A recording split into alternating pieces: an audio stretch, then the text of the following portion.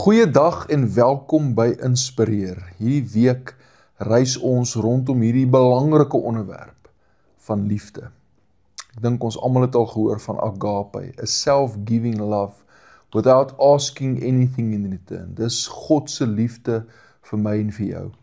Maar hy het ook daai liefde in ons, as sy volgelinge se harte kom uitstort. Maar vandag wil ek herinner aan Paulus 1 Korintiërs 13, waar hy skryf oor die liefde. En dan begin hy baie dramaties, sonder liefde is ons soos klinkende simbale.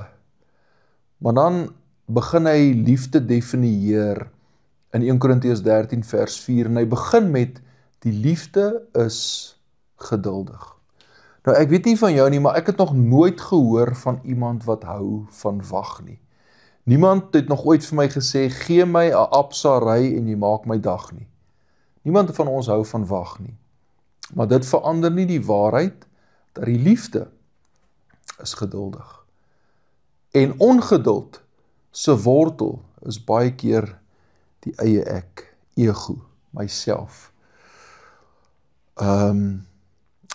Ek bid en ek vertrou saam, dat die Here ons almal sal help, om meer geduldig te wees. Mag ons ook weet, dat baie keer loop goed nie soos wat het moet loop nie, en moet ons nie gewoond raak, en maar net aanvaar nie.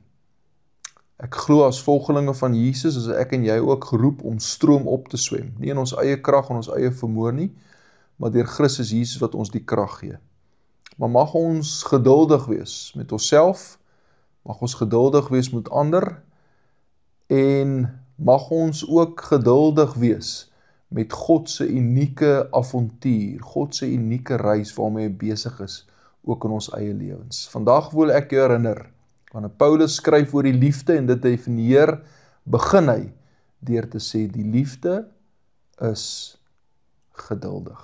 Kom ons wees geduldig teenoor mekaar, teenoor onsself, en teenoor die Here. Mag die Here ons bly seën om 'n seën te wees vir ander.